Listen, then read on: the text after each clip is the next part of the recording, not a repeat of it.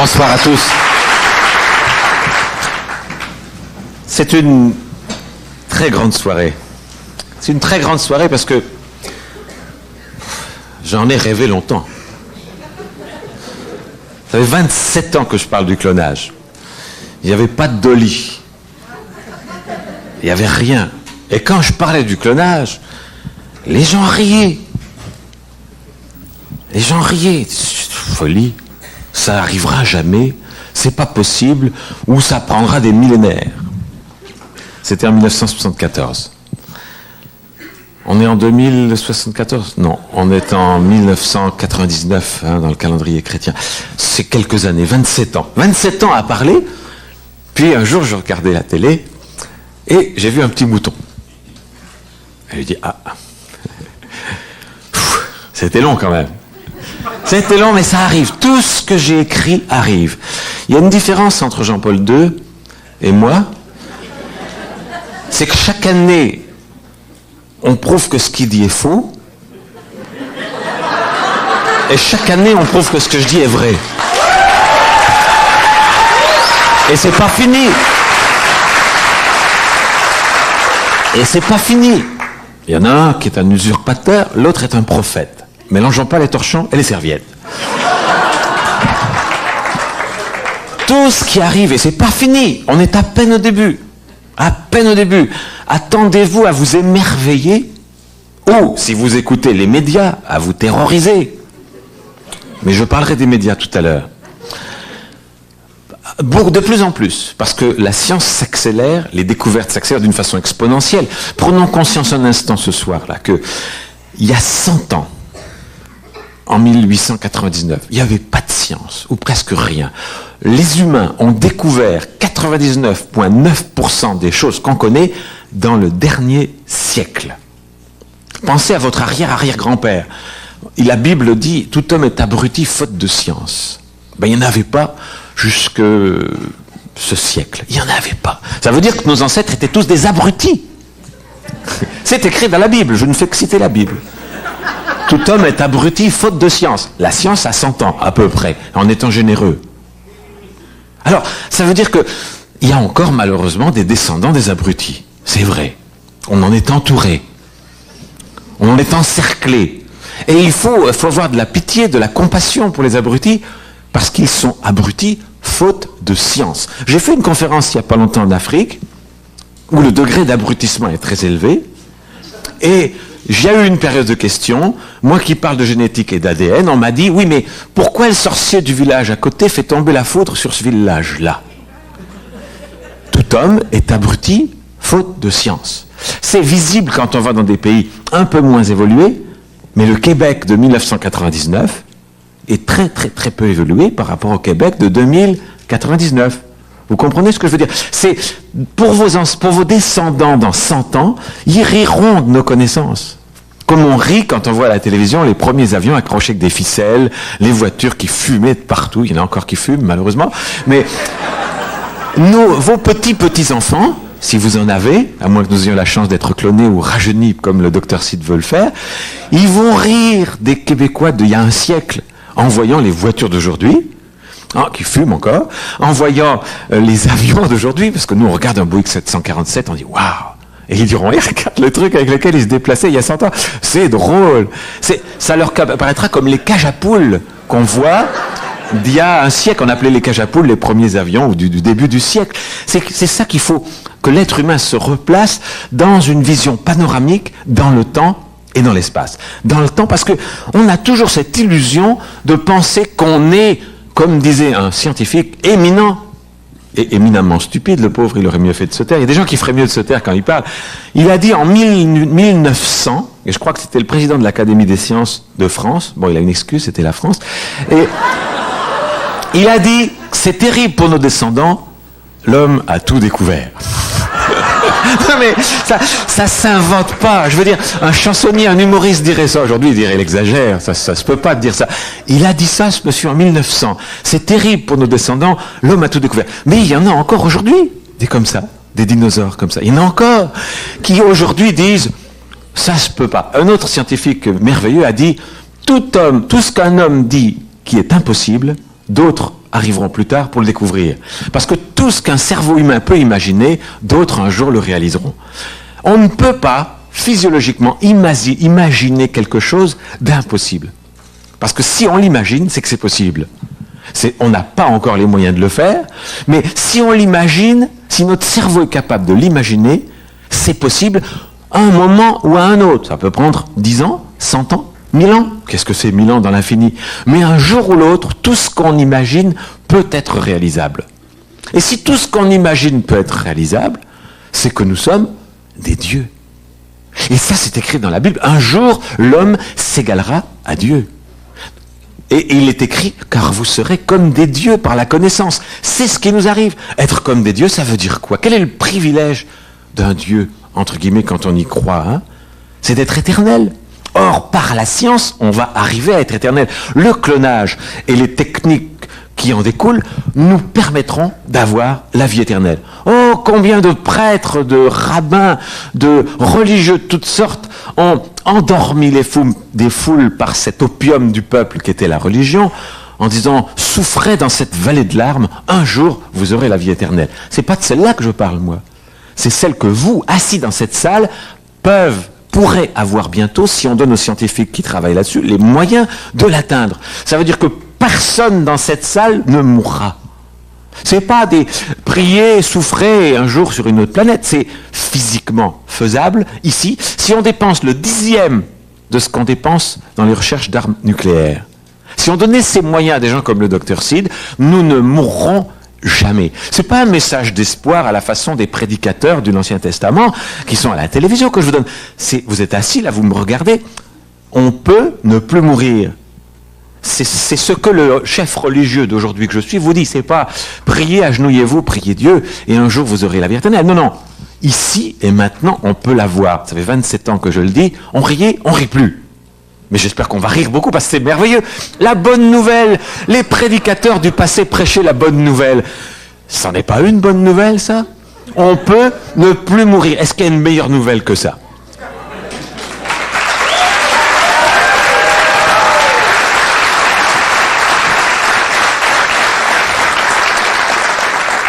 Alors évidemment, il y a eu de tous les temps, et j'aimerais, à la mémoire de tous les gens qui ont souffert dans l'histoire de l'humanité, de tous les découvreurs, de tous les pionniers, de tous ceux qui ont été différents et qui ont été torturés, qui ont été assassinés parce qu'ils étaient différents, parce qu'ils pensaient différemment, j'aimerais qu'on ait une petite pensée pour eux. Parce que c'est l'aboutissement, le siècle de lumière que l'on vit aujourd'hui, c'est l'aboutissement de millions de gens qui ont souffert, qui ont été torturés, qui ont été brûlés vifs. Et vous savez, parmi les religions, laquelle est la plus responsable du plus grand nombre de gens brûlés vifs? Je pense à la religion catholique, bien sûr. Pourquoi? Parce qu'ils pensaient différemment, parce que c'était des chasses aux sorcières, c'était des rumeurs qui partaient, une telle, elle n'est pas à la messe, elle a une façon bizarre de mettre sa cuillère et sa fourchette, elle a des chats noirs, elle a des tas de choses bizarres, et ça partait comme ça, elle soigne les gens avec des plantes, c'est dangereux, c'est bizarre, la maladie c'est normal, c'est fait par Dieu, il faut qu'on souffre et qu'on meure. Ça existe toujours, cet état d'esprit. J'y reviendrai tout à l'heure. Ça existe toujours dans ceux qui disent le clonage, c'est attenter à l'ordre naturel mis par Dieu. C'est pas naturel. Ok? Arrêtez à ce moment-là, condamner la vente d'antibiotiques, ordonner la fermeture de toutes les pharmacies et l'interdiction de tout hôpital. C'est pas naturel. Dieu a dit qu'il faut être malade, qu'il faut souffrir. Donc, laissons les gens mourir, laissons les gens avoir des hémorragies, il ne faut pas intervenir. Il y a quelques sectes religieuses qui pensent ça. Il ne faut pas de transfusion. C'est possible, mais il faut être cohérent. Si on condamne l'un, il faut condamner l'autre. Si tout ce qui n'est pas naturel ne doit pas être acceptable, fini les médicaments, fini les antibiotiques. Et la longévité moyenne de l'être humain va revenir comme au Moyen-Âge, aux environs de 35 ans. Voulez-vous mourir à 35 ans? Eh, il n'y en a pas un, à mon avis, qui va dire « Oui, moi je suis d'accord, je veux mourir à 35 ans, surtout s'il a 40. » Et zut, j'ai vécu 50 trop. Ça va plus. Non, la mortalité est passée aux environs de 85 ans. Un peu plus pour les femmes et un petit peu moins pour les hommes. Mais on est à 85-88. Et on pense très très rapidement arriver à une longévité moyenne par la science de 120 ans. Très très très rapidement. Après, on pense aller plus loin et doubler. Et puis, Dr. Sid lui dit, non, réjuvénation totale, rajeunissement total, je fais un anglicisme, pardon, on peut vivre éternellement en remettant le compteur à zéro. Bon, c'est une bonne idée aussi. Et puis, il y a d'autres possibilités, comme le clonage, et tout ça peut être mélangé. C'est des vraies nouvelles, ça, c'est des véritables nouvelles. Et puis, il y a un lien entre ces gens dans le passé qui montraient les autres du doigt et qui les ont brûlés. Je vous rappelle que beaucoup de gens qui disaient, par exemple, que la Terre était ronde ont été condamnés par l'Église catholique et que ça fait très peu d'années, ça fait, je crois, 10 ans ou 15 ans que le pape s'est excusé ou a dit, non, il n'a pas excusé, il s'est pas excusé. Il a retiré la condamnation de Galilée. Il y a 15 ans. Wow, ils dorment longtemps chez ces gens-là, hein. Ils dorment très longtemps. Ça aurait pu arriver il y a 50 ans. Non. Ça a pris jusqu'à il y a 15 ans pour qu'on enlève, sans s'excuser, la condamnation de Galilée parce qu'il disait que la Terre était ronde et qu'elle tournait et qu'elle n'était pas le centre de l'univers. Avant, il y avait d'éminents scientifiques qui disaient la Terre est plate. Et il fallait les croire. Comme il y a eu d'éminents scientifiques qui disaient on ne fera jamais de clonage, où l'homme a tout découvert en 1900. Et ça continue d'exister. Alors, qui étaient ces porteurs de rumeurs, des ragots, de mémères, des mémérages, on dit au Québec. Je suis québécois maintenant, par choix, et j'en suis fier. Et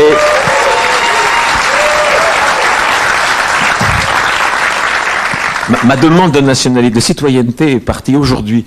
Je suis malheureux parce que j'aurais voulu être québécois. Malheureusement, il faut être canadien. Mais bon, c'est un petit truc au passage.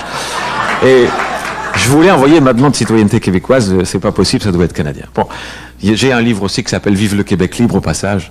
Je vous dis carrément mes idées sur ce sujet. C'est pas le sujet de la soirée, c'est le clonage. Donc, il y a des gens qui étaient des ragotiers, des mémérages, des gens qui pointaient du doigt, et ces personnes-là terminaient sur un bûcher, terminaient brûlées vives, parce qu'ils étaient différents, parce qu'ils regardaient les étoiles, parce qu'ils mesuraient le ciel, parce qu'ils pensaient différemment. Ben aujourd'hui, il en existe encore. Mais c'est leur métier, ils sont payés pour ça. Ça s'appelle des journalistes. Ça s'appelle des journalistes qui écrivent des choses. Par exemple, ils écrivent la secte des Raéliens va prochainement se livrer à un suicide collectif. À chaque fois qu'il y a un suicide collectif, hop là, on m'appelle, alors c'est pour quand? Ça a été... Il devrait pourtant essayer d'avoir de la mémoire. Ça a été vrai avec Jim Jones, c'est vieux Jim Jones, vous vous rappelez Jim Jones? Ça a été après, ça a été... Non, avant il y en avait un autre encore. Waco. Après ça a été le Temple solaire. Bon, j'attends le prochain. Il y en aura d'autres. Et on va m'appeler. Mais je veux dire, s'ils réfléchissaient un instant, simplement s'ils lisaient ce qui se passe, c'est quoi le sujet de la soirée? Les Raéliens, on est pour la vie éternelle grâce au clonage. Bien.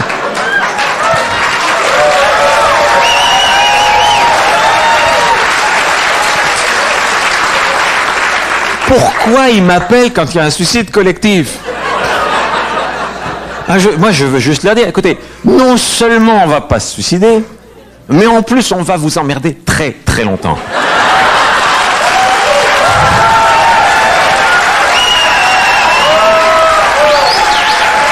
On va même essayer de vous emmerder éternellement. Moi, le premier. Et je pense à demander à Sid de me cloner, parce que ça me plairait, parce que Jean-Paul II, il ne mérite pas le numéro 2. Mais moi, s'il y avait Raël II cloné, ça serait un vrai 2. Le numéro se mériterait vraiment, quoi. Parce qu'il n'y a pas eu 23 Jean 23, avant qu'il y avait que un Jean 23. Mais il s'est appelé 23. Comme Louis XIV, il n'y en avait qu'un. Mais on pourrait obtenir comme ça, on s'appellerait, je ne sais pas, Louis XVIII. Louis XIX, c'était un très bon film québécois, mais ça serait vrai, ça peut devenir vrai. C'est une réflexion intéressante aussi de penser au numéro qu'on peut mettre derrière notre nom quand on se sert du clonage. Alors, ces mémérages d'aujourd'hui, ils existent et ils sont en train de faire du mal. Pourquoi? Et ils en ont toujours fait. Parce qu'il ne faut pas jeter la pierre aux journalistes.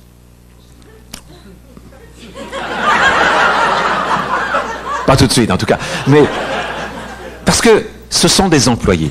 Et je le sais, j'ai été journaliste. Ce sont des employés qui sont employés par un système politico-économique terrible. Et ils ne décident pas ce qu'ils écrivent. Oh, ils se prennent tous pour Zola, J'accuse, etc., des défenseurs des droits de l'homme, des Victor Hugo. Certains en ont le talent, mais ils n'en ont pas le pouvoir. Parce qu'un journaliste qui vient, qui propose un papier, il y a son rédacteur en chef qui dit « Coco, ça ne va pas vendre ça, c'est pas bon ». Et il y a le directeur de la publication et le propriétaire, qui est encore pire, qui lui dit « ça ne correspond pas à notre politique, donc vous êtes allé faire un reportage, les Raéliens sont gentils, des journalistes, je les ai vus, ils sont sympas. Oui, mais attends, c'est pas ça qu'on va, ça nous fera pas vendre de journaux, trouve-nous des saloperies sur eux. » Et c'est comme ça que ça fonctionne. Et aucun journaliste ne peut me regarder droit dans les yeux en me disant c'est pas vrai. Parce que c'est toujours comme ça. J'ai même gagné un très bon repas dans le plus beau restaurant gastronomique de Genève un jour, parce qu'il y avait un journaliste de la télévision suisse qui est venu me voir, qui a fait un reportage sur les Raéliens. Il a vécu une semaine avec eux, il a dormi avec eux. Je n'ai pas dit il a couché avec eux, il a dormi avec eux dans les maisons des Raéliens. Et après on mange ensemble et il me dit moi je vais faire un reportage positif parce que je trouve que c'est merveilleux ce que vous faites. Je dis tu le feras pas. Il me dit si. Je dis non. Tu ne le feras pas parce que la direction de la télévision suisse ne te laissera pas faire. Ils vont te demander de le modifier pour que ça dise du mal de nous, pour trouver des trucs.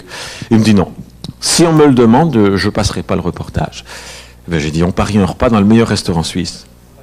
J'ai gagné mon repas. Il m'appelle 2 semaines plus tard en disant on y va quand tu veux parce que on m'a demandé de modifier le reportage. C'est ça. C'est pour ça que j'en veux pas trop aux journalistes. Mais il pourrait y en avoir de courageux comme lui qui dit passez pas mon reportage, je rate ce salaire, mais je ne veux pas dire le contraire de ce qui est la vérité et de ce que je pense. Et c'est ça. Et très récemment, pour vous confirmer ce que je vous dis là, un des journalistes les plus éminents du New York Times a dit il n'y a plus de liberté d'expression. Et la liberté d'expression aux États-Unis, comme au Canada aussi, c'est très important. Il a dit il n'y en a plus. Pourquoi ? Parce que les journaux, ce que je vous ai dit tout à l'heure, appartiennent à des puissants groupes économiques et financiers qui dictent aux journalistes ce qu'ils peuvent écrire ou non. Et la peur vend plus que l'optimisme. Alors le clonage, formidable, on va cloner les gens, ils vont pouvoir avoir la vie éternelle. À côté, il y a le même journal, mais qui dit quelle horreur, le clonage, on va faire des monstres qui vont mettre en danger la société. Nous sommes tellement conditionnés au négativisme que la majorité de la population va acheter le journal qui fait peur. Vous le savez, vous les connaissez, ces journaux à scandale, ces journaux qui disent tout le temps des bêtises et tout le temps des choses qui font peur. On est poussé à aller voir des choses négatives, à regarder des choses négatives. Ça ne veut pas dire qu'il ne faut pas réfléchir. Ça ne veut pas dire qu'il faut cloner sans réfléchir et faire des monstres. Personne ne veut faire ça. Mais ça ne veut pas dire non plus qu'on veut faire des avions qui s'écrasent sur tout le monde et qu'on veut faire des avions qui envoient des bombes. C'est pas ça à l'origine. Qui est un sens de l'éthique, c'est évident qu'il y en aura un. Il y en a toujours eu dans toutes les découvertes. Et tant que les inventions ne sont pas récupérées par des pouvoirs politiques et militaires qui les utilisent dans un sens violent et destructeur, les inventeurs sont toujours positifs. Les gens qui ont permis la bombe atomique ont pleuré le jour où ils ont vu ce qu'on avait fait avec leur invention, car ce n'était pas ce qu'ils voulaient. Ce qu'on veut au début, c'est quelque chose de positif. Certains peuvent l'utiliser d'une façon négative. Mais la science, c'est ce qui nous permet, comme je le disais au début de mon exposé, d'arrêter d'être abrutis et de comprendre. Et comme vous le savez peut-être, les 2 chercheurs qui sont à la base de la plus grande avancée, un des 2 chercheurs qui sont à la base de la plus grande avancée technologique de notre siècle, Crick et Watson, qui ont découvert l'ADN, un des 2 est en train, en Californie, d'essayer de localiser dans le cerveau humain la conscience.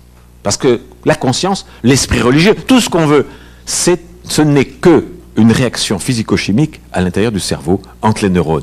Ce sont des échanges chimiques. Que vous soyez maintenant d'accord avec moi ou pas, en disant je suis d'accord, c'est une réaction physico-chimique dans le cerveau. En disant je suis pas d'accord, c'est aussi une réaction physico-chimique dans le cerveau. Dans les 2 cas, tout ce que nous sommes, tout ce que nous pensons, tout ce que nous croyons, même si on ne croit pas à ce que je dis là, c'est quand même une réaction physico-chimique dans le cerveau.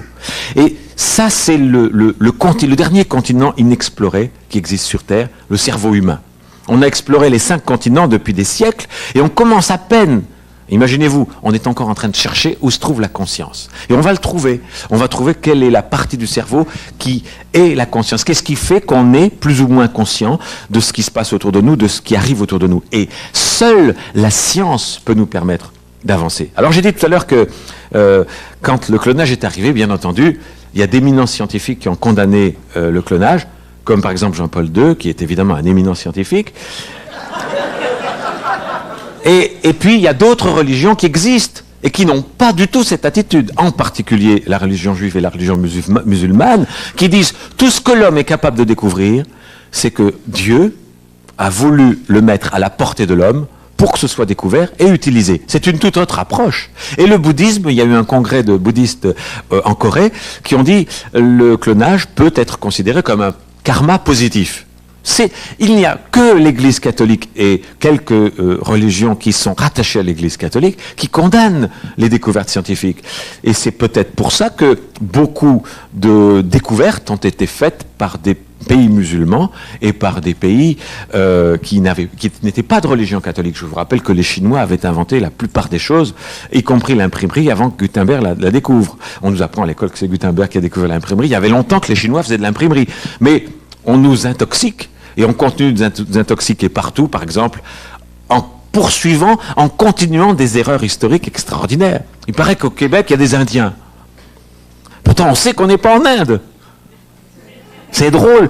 On devrait se dire, ben non, c'est des gens qui étaient les premiers habitants d'ici. Non, il y a des Indiens, et on continue de les appeler les Indiens. On sait que là, on n'est pas en Inde, on le sait.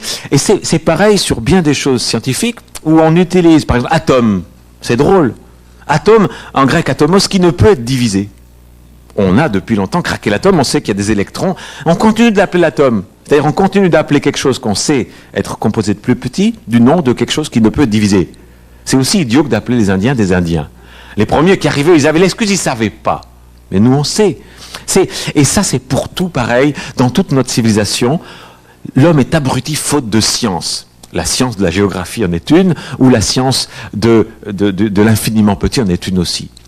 Alors, voilà, je ne veux pas faire trop long parce que je préfère dialoguer et je préfère revenir avec les invités extraordinaires que je vous ai amenés pour essayer de répondre à vos questions. Mais pour conclure, je voudrais dire, devant le succès de cette soirée, je pense, j'ai l'idée de lancer non plus une conférence tous les 3 ans sur un sujet, mais régulièrement, tous les 2 mois, des soirées scientifiques avec des sujets d'actualité où nous pourrions inviter des personnalités et aborder ces sujets. Et j'espère que c'est un projet qui vous plaît si vous aimez cette soirée. Merci et à tout de suite pour les questions.